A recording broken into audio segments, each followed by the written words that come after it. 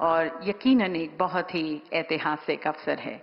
इस मुबारक अवसर पर हम सबसे पहले हमारे माननीय प्रधानमंत्री जी को विशेष अभिवादन करना चाहेंगे, एक विशेष स्मृति चिन्ह उन्हें भेंट कर।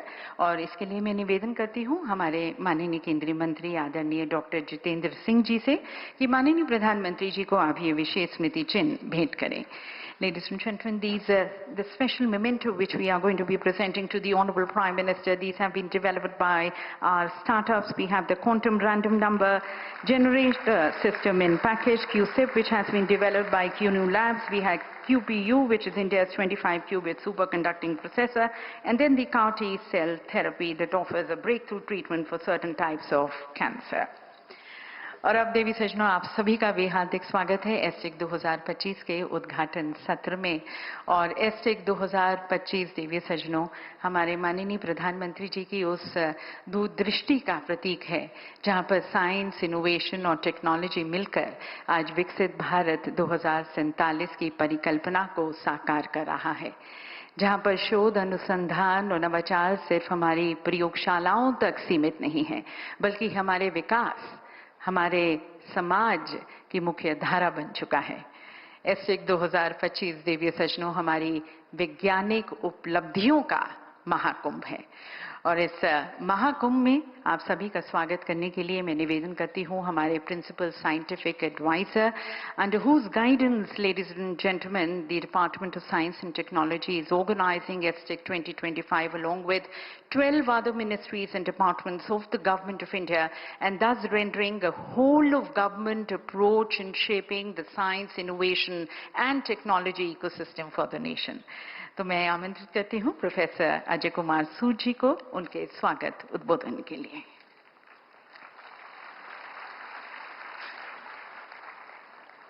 आदरणीय हमारे यशस्वी प्रधानमंत्री श्री नरेंद्र मोदी जी, माननीय मंत्री डॉक्टर जितेंद्र सिंह जी, नोबेल पुरस्कार विजेता सर एंड्रे गाइन और सभी उपस्थित मान्यगण, मैं आप सभी का एसटेक 2025 में अभिनंदन और स्वागत करता हूं। आपकी गरिमामयी उपस्थिति इस आयोजन को गौरव प्रदान कर रही है।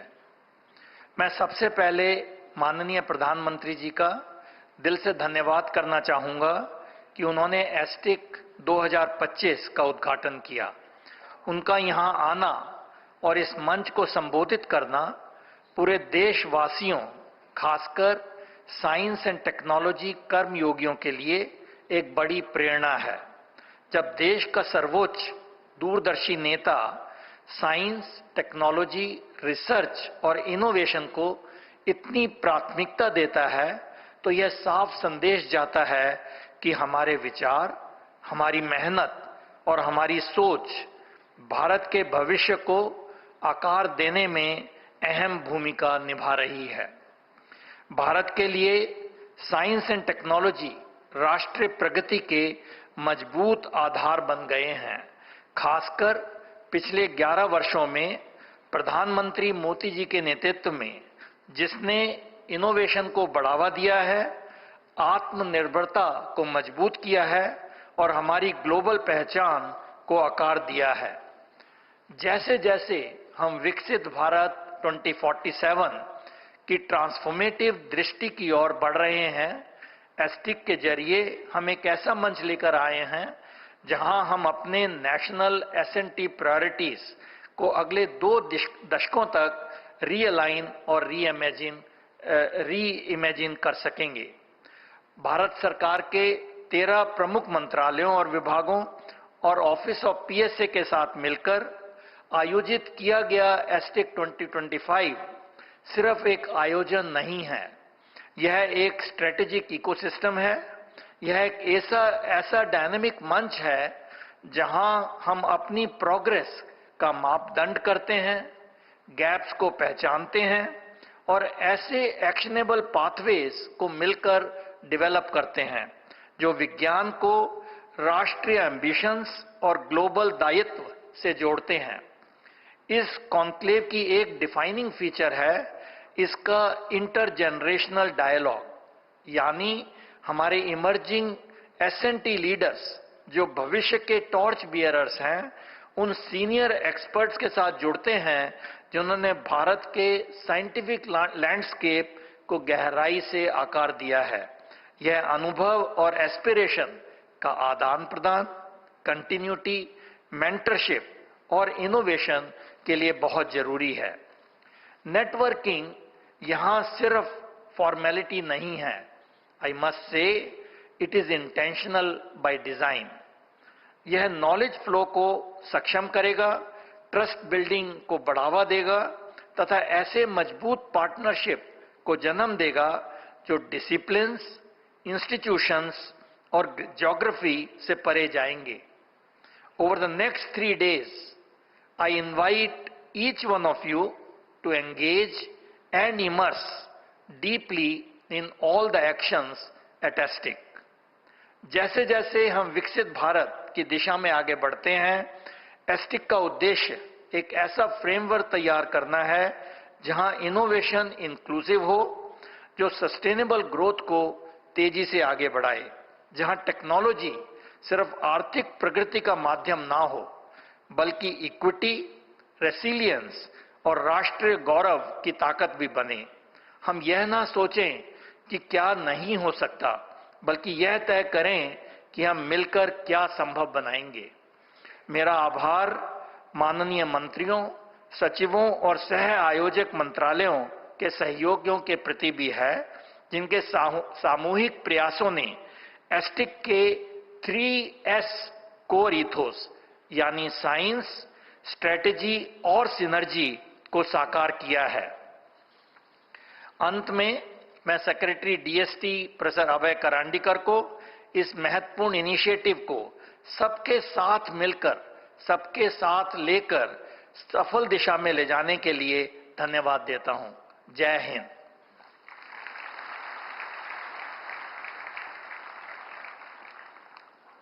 बहुत बहुत धन्यवाद सर, ESTIC 2025 के बारे में हमें जानकारी देने का।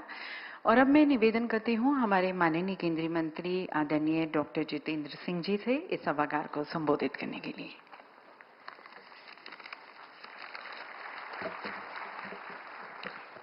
परम आदरणीय प्रधानमंत्री जी, सबसे पहले तो हृदय की गहराइयों से आपका धन्यवाद, आपका आभार। आपने अपने बहुमूल्य समय में से कुछ एक क्षण निकाल करके इस 3 दिवसीय गोष्ठी के उद्घाटन सत्र में शामिल होकर के हम सबकी हौसला अफजाई की है, हमारा उत्साह बढ़ाया है।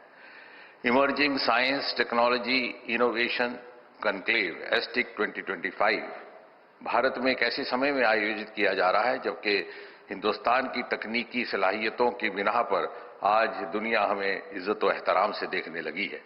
आज दुनिया का हिंदुस्तान के बारे में नजरिया बदला है और मुझे विश्वास है एक दिन इतिहासकार भी इस बात का विश्लेषण करेंगे कि ऐसा क्यों कर हुआ कि हमें आजादी के बाद 70 साल इंतजार करना पड़ा इस सुखद अनुभव का, क्योंकि इस देश में कभी भी प्रतिभा की कमी न थी।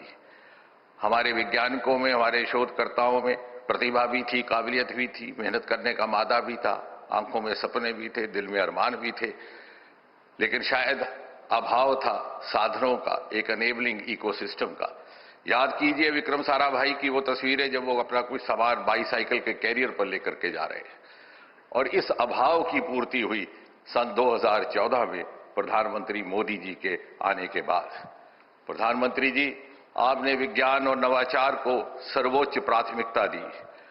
आपने देशवासियों को यह एहसास करवाया और यह समझाया कि 21वीं सदी में तरक्की का रास्ता विज्ञान और नवाचार की मंजिलों को लांघ करके गुजरता है। आपने देशवासियों को यह भी समझाया कि विकसित भारत के शिखर पर पहुंचने के लिए लाजिम है हम ग्लोबल बेंचमार्क्स पर पूरा उतरें, हम ग्लोबल स्ट्रेटजीज का पालन करें। और आपने ये भी एहसास करवाया that the age of silos is over. Private और पब्लिक सेक्टर की दूरियां खत्म कर दी गई और whole of government and whole of nation के मंत्र को लेकर के हम आगे बढ़े। और आपने ये भी एहसास करवाया कि हिंदुस्तान की अर्थव्यवस्था में वैल्यू एडिशन के लिए जरूरी है कि हम उन सेक्टर्स पर तवज्जो दें जो अभी तक न पूरी तरह तराशे गए न तलाशे गए। आपने लाल किले से आह्वान किया startup India, stand up India, और देखते ही देखते हम 1,70,000 तक पहुंच गए, दुनिया में तीसरे दर्जे पर आन खड़े हुए। आपने लाल किले से गगनयान की बात की, आपने लाल किले से बायोटेक्नोलॉजी बायो E3 की बात की, आपने लाल किले से वैक्सीन की बात की, आपने लाल किले से डीप ओशन मिशन की बात की, और नतीजा ये कि हम फ्रेजाइल 5 से चौथे दर्जे की इकॉनमी बन गए। हम स्पेस इकॉनमी में नाम निहाद थे, आज $8 बिलियन पर खड़े, और अगले 7-8 सालों में 4-5 गुना बढ़कर के 40-45 बिलियन हो जाएंगे। हमारी बायो इकॉनमी मात्र $10 बिलियन थी, आज तकरीबन 200 बिलियन, और बहुत ही कुछ ही समय में, कुछ ही सालों में 300 बिलियन। हम ग्लोबल इनोवेशन इंडेक्स में रैंक 80 से रैंक 38 पहुंच गए, और बायो मैन्युफैक्चरिंग में इंडो पैसिफिक में तीसरे दर्जे पर आज हिंदुस्तान के बनाए हुए heart valves, devices, medical implants दूसरे देशों में जाते हैं। लेडीज एंड जेंटलमैन, हमने वो जमाना भी देखा और आपने भी देखा जब एक सफल प्रयोग किसी और देश में होता और यहां उसको पहुंचते पहुंचते 10-15 साल लग जाते। याद कीजिए टेलीविजन की मिसाल को। अमेरिका में टेलीविजन 1950 के दशक में देखा जाता था, और यहां दिल्ली राजधानी में पहली बार चित्रहार 1970 में देखने को मिला। लेकिन मोदी काल में परिस्थिति बदली है। हालांकि अमेरिका ने मानव को चांद पर 50 साल पहले उतारा था, लेकिन ये हमारा चंद्रयान था जो चांद से पानी अथवा जल के होने का प्रमाण लेकर के आया, और इस कल्पना को प्रेरित किया कि शायद चांद पर मानव जीवन की संभावनाएं हो सकती हैं। हमारी स्वास्थ्य सेवाओं को उदासीनता से देखा जाता था, आज हिंदुस्तान लगभग 200 देशों को वैक्सीन मुहैया करके विश्व बंधु की भूमिका निभा रहा है। Ladies and gentlemen, there is a visible aspirational surge in the youth of India, और आज भारी संख्या में टीयर 2 और टीयर 3 सिटीज से स्टार्टअप्स आते हैं, भारी संख्या में वुमेन लेड स्टार्टअप्स आते हैं। अरोमा मिशन और लेवेंडर जैसे सफल प्रयोगों ने यह भी साबित कर दिया कि सफल इनोवेटर होने के लिए बहुत ज्यादा पढ़ाई लिखाई ही जरूरी नहीं है। और इसलिए आने वाले समय में हमारा ये प्रयास रहेगा कि हम छोटे छोटे कस्बों में पहुंच करके प्रधानमंत्री जी के इंक्लूसिविटी, इनोवेशन विद इंक्लूसिविटी के मंत्र का पालन करते हुए वहां पर अनेबलिंग प्लेटफॉर्म्स स्थापित करें। और अंत में, ladies and gentleman, India is no longer a follower. She today beckons others to follow her. India is no longer a global player. She is emerging as a global protagonist. India is no longer the trailing India of 20th century. She is future-ready Modi's India of 21st century. And therefore, I am confident and I am sure that ESTIC 2025, with its theme, Imagine, Innovate, Inspire, will herald the last leg of India's journey to Destination 2047. धन्यवाद।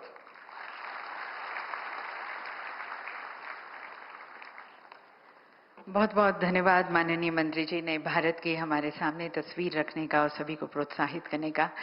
और देवी सज्जनों, जैसे जैसे भारत नवाचार में, अनुसंधान में, प्रौद्योगिकी में अपने एक नए युग की ओर अग्रसर है, आइए थोड़ा सा पॉज लेते हैं और पीछे मुड़कर पिछले 11 सालों की अद्भुत यात्रा को देखते हैं, जहां पर माननीय प्रधानमंत्री जी के नेतृत्व में science meets society, technology meets transformation और इनोवेशन मीट्स पर्पस, जहां पर साइंस, इनोवेशन और टेक्नोलॉजी ने मिलकर भारत की दिशा और दशा दोनों को बदला है। अंतरिक्ष अनुसंधान से लेकर क्वांटम टेक्नोलॉजी तक, जैव प्रौद्योगिकी से लेकर आर्टिफिशियल इंटेलिजेंस और सेमीकंडक्टर निर्माण तक, स्वच्छ ऊर्जा, डिजिटल स्वास्थ्य, स्मार्ट कृषि और समुद्री अनुसंधान तक, हर क्षेत्र में दिव्य सज्जनों भारत ने असाधारण प्रगति की है। तो आइए इस ट्रांसफॉर्मेटिव जर्नी की देखते हैं एक झलक, एक लघु फिल्म के माध्यम से, the 11 years of achievements in science and technology। 11 साल पहले जब यशस्वी प्रधानमंत्री श्री नरेंद्र मोदी जी ने देश का नेतृत्व संभाला, उन्होंने एक सपना देखा था, भारत को विज्ञान और तकनीक की शक्ति से एक विकसित राष्ट्र बनाने का सपना। वो सपना तब एक सोच थी, और आज 11 साल बाद वही विजन साकार रूप ले चुकी है। भारत ने विज्ञान को राष्ट्र निर्माण का आधार बना दिया है। साथियों, आज का नया भारत विकास और टेक्नोलॉजी में केवल बाकी दुनिया की बराबरी करके संतुष्ट नहीं हो सकता। नया भारत अपने वैज्ञानिक अनुसंधानों से मानवता की सेवा को अपनी रिस्पॉन्सिबिलिटी मानता है। ये हमारा दायित्व है।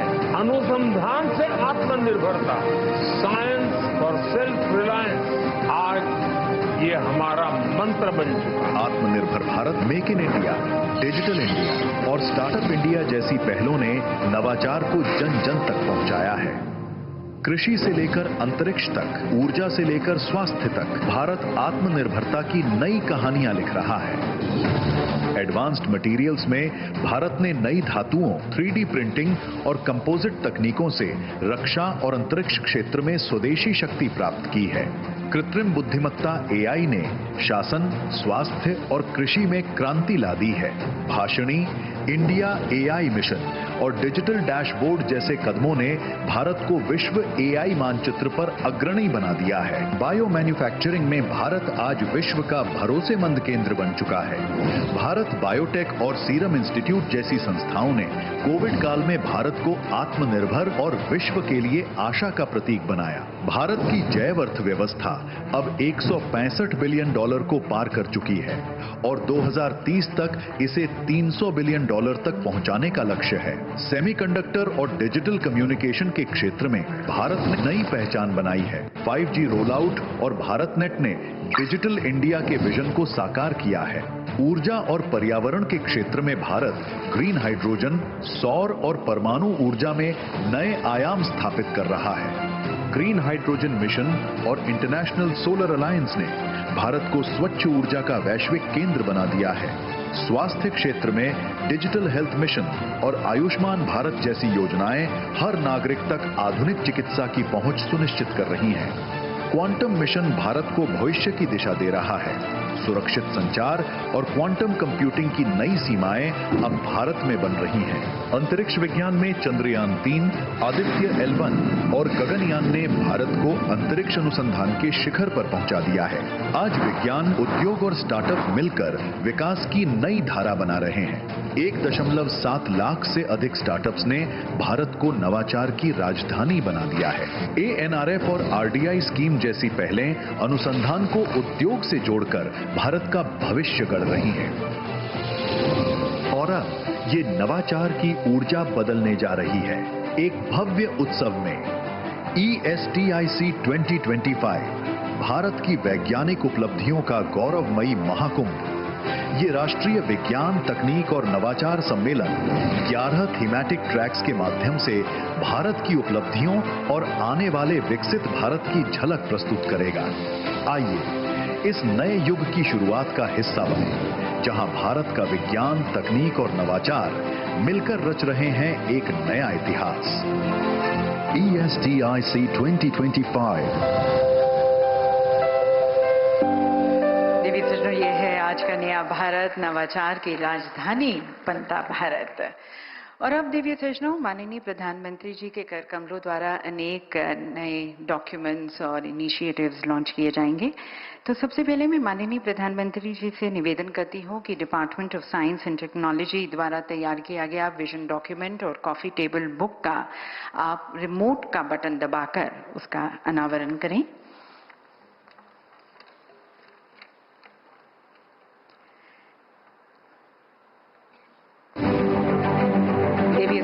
ये विजन डॉक्यूमेंट भारत की विज्ञान, प्रौद्योगिकी और नवाचार के लिए आने वाले दशकों का रोड मैप है। एक ऐसा रणनीतिक दस्तावेज जो आत्मनिर्भर, समावेशी और वैश्विक रूप से प्रतिस्पर्धी भारत की परिकल्पना करता है। इसमें 11 ट्रांसफॉर्मेटिव थीमैटिक क्षेत्र सम्मिलित हैं जो भारत के वैज्ञानिक भविष्य को आकार देंगे। ये सभी क्षेत्र भारत के नवाचार प्रधान विकास के इंजन हैं जो उद्योग, अनुसंधान और समाज के हर स्तर पर प्रगति को गति देंगे। कॉफी टेबल बुक भारत की वैज्ञानिक उपलब्धियों की एक सजीव झलक प्रस्तुत करती है। प्रयोगशालाओं से लेकर आम नागरिक के जीवन तक पहुंची वैज्ञानिक सफलताओं की कहानी इसमें बयां है।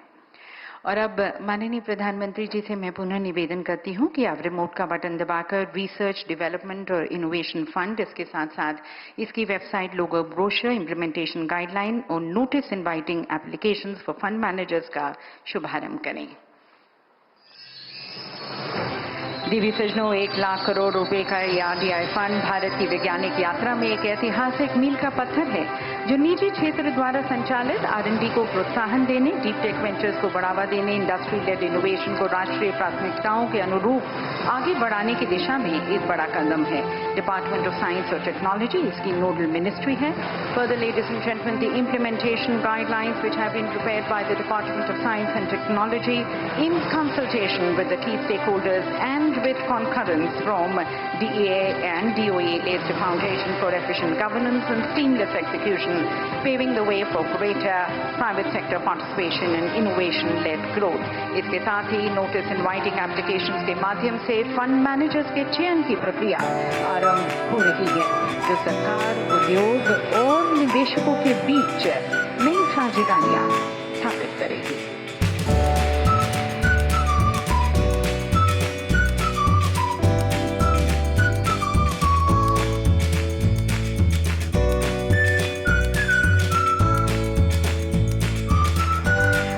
देवी सजनों, अब देखते हैं RDI फंड पर एक लघु फिल्म।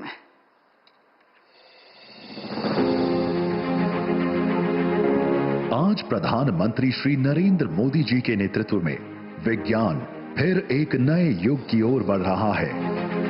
इसी दिशा में research development and innovation RDI scheme एक अहम कदम है। RDI फंड भारत के प्राइवेट सेक्टर के R&D के लिए गेम चेंजर साबित होगा। पेशेंट कैपिटल की मदद से निजी क्षेत्र में, विशेषकर डीप टेक और सनराइज क्षेत्रों में R&D को प्रोत्साहन मिलेगा।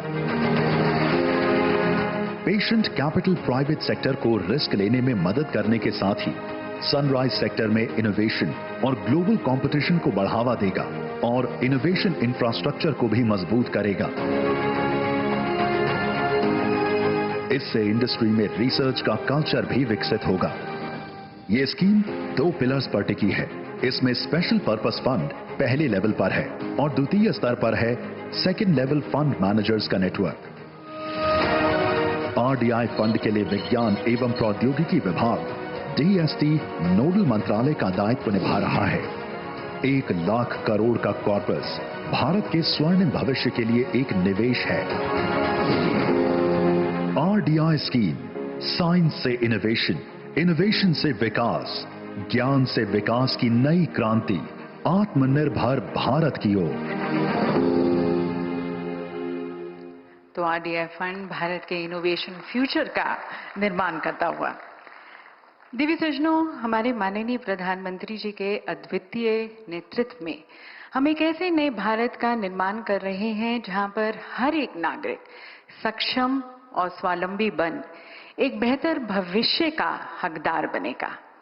और माननीय प्रधानमंत्री जी यहाँ पर उपस्थित हर एक व्यक्ति, हर एक इनोवेटर, क्रिएटर, स्टार्टअप, इंडस्ट्रियलिस्ट, हर एक नागरिक आपकी विकसित भारत और नए भारत की परिकल्पना में योगदान देना चाहता है, उसका हिस्सा बनना चाहता है। तो यहाँ पर उपस्थित सभी की तरफ से मैं आपसे करबद्ध होकर निवेदन करती हूँ कि आप अपने विचारों से हमें लाभान्वित करें, हमारा मार्ग प्रशस्त करें। Ladies and gentlemen, let's give a resounding applause to Prime Minister as he joins us to address us all.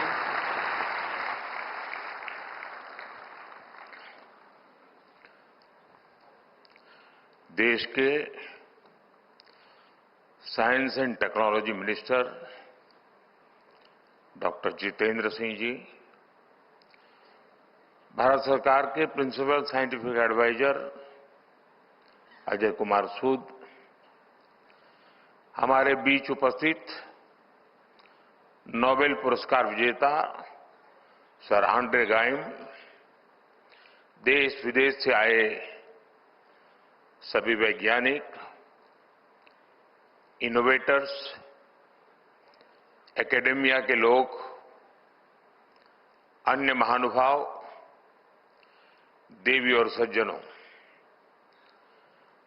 आज का ये आयोजन साइंस से जुड़ा है,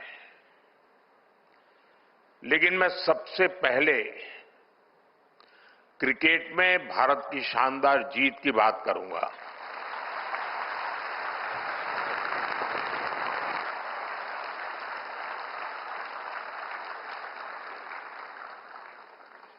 पूरा भारत अपनी क्रिकेट टीम की सफलता से बहुत खुश है। ये भारत का पहला विमेन्स वर्ल्ड कप है। मैं हमारी विमेन क्रिकेट टीम को बहुत बहुत बधाई देता हूं।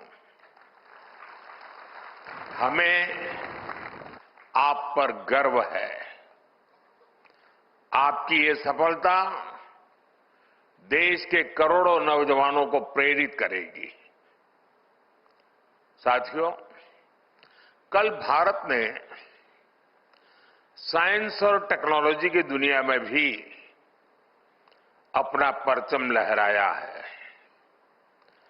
कल भारत के वैज्ञानिकों ने भारत की सबसे हैवी कम्युनिकेशन सैटेलाइट को सफलतापूर्वक लॉन्च किया है।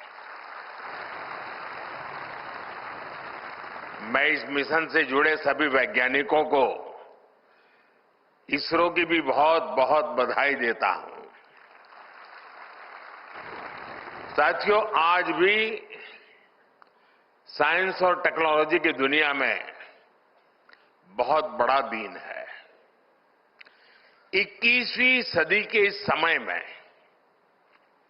बहुत आवश्यकता थी कि इमर्जिंग साइंस, टेक्नोलॉजी और इनोवेशन पर मंथन के लिए दुनिया भर के एक्सपर्ट एक साथ जुटे और वो मिलकर के दिशा दिखाएं। इसी आवश्यकता ने एक विचार को जन्म दिया और इसी विचार से इस कॉन्क्लेव का विजन बना। मुझे खुशी है कि आज वो विजन इस कॉन्क्लेव के रूप में शेप ले रहा है। कई मंत्रालय, प्राइवेट सेक्टर, स्टार्टअप्स और स्टूडेंट्स इस प्रयास में एक साथ है। ये हमारे लिए सम्मान की बात है कि आज हमारे बीच एक नोबेल लॉरिएट भी मौजूद है। मैं आप सभी का बहुत बहुत अभिनंदन करता हूं। आपको इस कॉन्क्लेव के लिए अनेक अनेक शुभकामनाएं भी देता हूं। साथियों, 21st सेंचुरी का यह दौर सबसे अभूतपूर्व बदलावों का दौर है। आज ग्लोबल ऑर्डर में हम एक नए शिफ्ट को विटनेस कर रहे हैं। बदलाव की एक गति लीनियर नहीं बल्कि एक्सपोनेंशियल है। इस सोच के साथ आज भारत इमर्जिंग साइंस, टेक्नोलॉजी और इनोवेशन से जुड़े इन सभी एस्पेक्ट को आगे बढ़ा रहा है, उस पर निरंतर फोकस कर रहा है। अब जैसे एक उदाहरण है रिसर्च फंडिंग का। आप सब जय जवान जय किसान के विजन से लंबे अरसे से परिचित रहे हैं। रिसर्च और फोकस करते हुए हमने उसमें जय विज्ञान और जय अनुसंधान भी जोड़ा है। हमने अनुसंधान नेशनल रिसर्च फाउंडेशन बनाया है ताकि हमारी यूनिवर्सिटीज में रिसर्च और इनोवेशन को स्केल अप किया जा सके। इसके साथ साथ हमने रिसर्च डेवलपमेंट इनोवेशन स्कीम भी शुरू की है और इसके लिए 1 लाख करोड़ रुपए की राशि तय की गई है।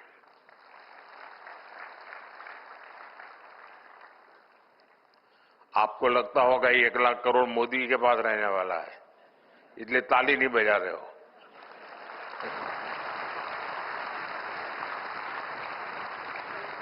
ये 1 लाख करोड़ रुपया आपके लिए है, आपका सामर्थ्य बढ़ाने के लिए है, आपके लिए अवसर के नए द्वार खोलने के लिए है। हमारा प्रयास है कि प्राइवेट सेक्टर में भी रिसर्च एंड डेवलपमेंट को बढ़ावा मिले। पहली बार हाई रिस्क और हाई इंपैक्ट प्रोजेक्ट के लिए कैपिटल भी उपलब्ध कराई जा रही है। साथियों, भारत में इनोवेशंस का आधुनिक इकोसिस्टम बने, इसके लिए हम ईज ऑफ डूइंग रिसर्च पर भी फोकस कर रहे हैं। इस दिशा में हमारी सरकार ने फाइनेंशियल रूल्स और प्रोक्योरमेंट पॉलिसी में भी कई रिफॉर्म्स किए हैं। हमने रेगुलेशन, इंसेंटिव्स और सप्लाई चेन्स में भी रिफॉर्म्स किए हैं ताकि प्रोटोटाइप जल्दी से लैब से निकलकर मार्केट तक पहुंचे। साथियों, भारत को इनोवेशन हब बनाने के लिए पिछले कुछ वर्षों में जो नीतियां बनी, जो निर्णय हुए, उसका असर अब साफ साफ दिखाई दे रहा है। मैं आपके सामने बड़े संतोष के साथ कुछ आंकड़े रखना चाहता हूं। वैसे मैं स्वभाव से बहुत जल्दी संतोष मानने वाला व्यक्ति नहीं हूं, लेकिन ये संतोष मेरा बीते हुए कल के संदर्भ में है। आने वाले कल के संदर्भ में अभी मेरा संतोष तो बहुत बाकी है, हमें बहुत आगे जाना है। पिछले दशक में हमारा R&D एक्सपेंडिचर 2 गुना हुआ है। भारत में रजिस्टर किए गए पेटेंट्स की संख्या 17 गुना बढ़ी है। 17 टाइम्स का इंक्रीज। स्टार्टअप में भी भारत अब दुनिया का तीसरा सबसे बड़ा स्टार्टअप इकोसिस्टम बन गया है। हमारे 6000 से अधिक डीप टेक स्टार्टअप्स आज क्लीन एनर्जी, एडवांस मटेरियल्स जैसे क्षेत्रों में काम कर रहे हैं। भारत का सेमीकंडक्टर सेक्टर भी अब उड़ान भर चुका है। बायो इकोनॉमी की बात करें तो 2014 में ये $10 बिलियन की थी। आज ये करीब $140 बिलियन तक पहुंच चुकी है। साथियों, पिछले कुछ वर्षों में हमने कई सनराइज डोमेन्स में भी कदम बढ़ाया है। Green hydrogen, quantum computing, deep sea research, critical minerals, इन सभी डोमेन्स में भारत ने अपनी प्रॉमिसिंग प्रेजेंस दर्ज करा दी है। साथियों, जब साइंस को स्केल मिलती है, जब इनोवेशन इंक्लूसिव बनती है और जब टेक्नोलॉजी ट्रांसफॉर्मेशन लाती है, तो बड़ी उपलब्धियों की नींव मजबूत होती है, तैयार हो जाती है। पिछले 10-11 वर्षों में भारत की यात्रा इसी विजन का उदाहरण है। भारत अब टेक्नोलॉजी का कंज्यूमर नहीं, बल्कि टेक्नोलॉजी के लिए जरिए ट्रांसफॉर्मेशन का पायोनियर बन चुका है। कोविड के दौरान हमने रिकॉर्ड समय में स्वदेशी वैक्सीन विकसित की। हमने दुनिया का सबसे बड़ा वैक्सीनेशन प्रोग्राम चलाया। साथियों, इतने मेहनत स्केल पर पॉलिसीज और प्रोग्राम्स को सक्सेसफुली इंप्लीमेंट करना, ये कैसे पॉसिबल होता है? ये पॉसिबल हुआ क्योंकि आज दुनिया का सबसे पहला और सबसे सफल डिजिटल पब्लिक इंफ्रास्ट्रक्चर अगर किसी के पास है तो उस देश का नाम है हिंदुस्तान।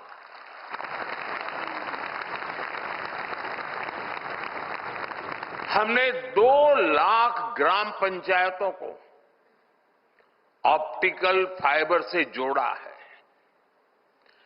मोबाइल डेटा को डेमोक्रेटाइज किया है। साथियों, बीते वर्षों में अगर हमारा स्पेस प्रोग्राम चांद और मंगल तक पहुंचा तो साथ ही हमने अपने किसानों, मछुआरों को स्पेस साइंस के लाभ से भी जोड़ा। और निश्चित तौर पर इन सभी उपलब्धियों के पीछे आप सबका योगदान है।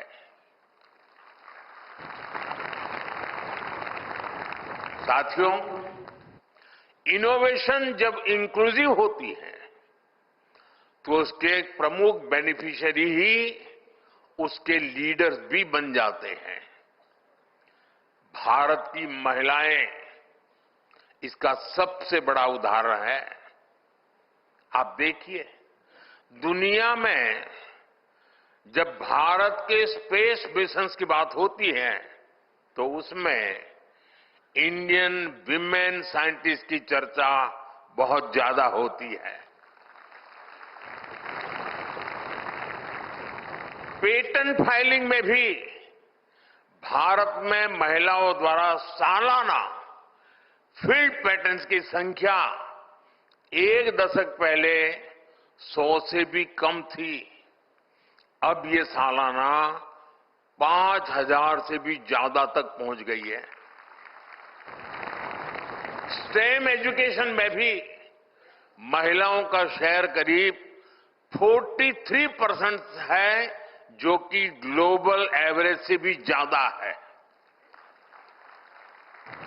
मैं दुनिया के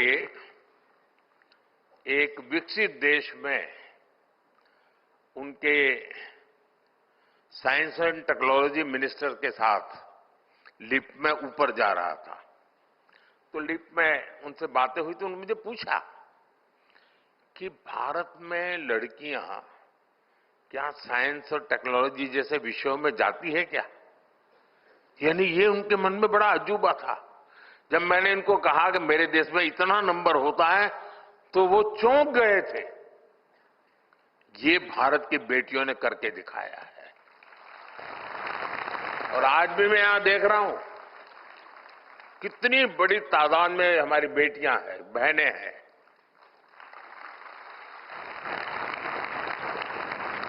ये आंकड़े हमें बताते हैं कि भारत में साइंस एंड टेक्नोलॉजी के क्षेत्र में महिलाएं कितनी तेजी से आगे बढ़ रही हैं। साथियों, इतिहास में कुछ क्षण ऐसे आते हैं जिनसे कई पीढ़ियों को मोटिवेशन मिलता है।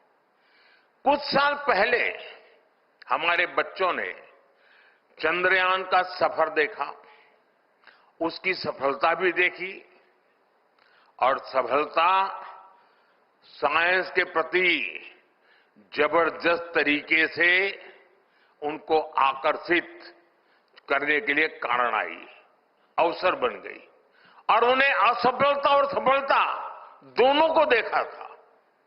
हाल में ग्रुप कैप्टन शुभांशु शुक्ला की स्पेस स्टेशन की यात्रा ने बच्चों में एक नई उत्सुकता पैदा की है। हमें नई पीढ़ी में पैदा हुई जिज्ञासा का लाभ उठाना चाहिए।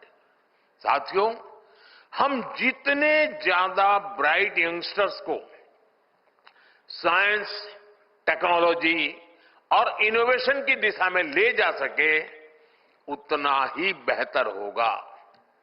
इसी सोच के साथ देश भर में लगभग 10,000 अटल टिंकरिंग लैब बनाई गई हैं। इनमें 1 करोड़ से ज्यादा बच्चे क्यूरियोसिटी और क्रिएटिविटी के साथ एक्सपेरिमेंट कर रहे हैं। और आपको ये जानकर खुशी होगी, इन लैब्स की सफलता को देखते हुए हम 25,000 नई अटल टिंकरिंग लैब भी बनाने जा रहे हैं। पिछले कुछ वर्षों में देश में सैकड़ों नई यूनिवर्सिटीज बनाई गई हैं।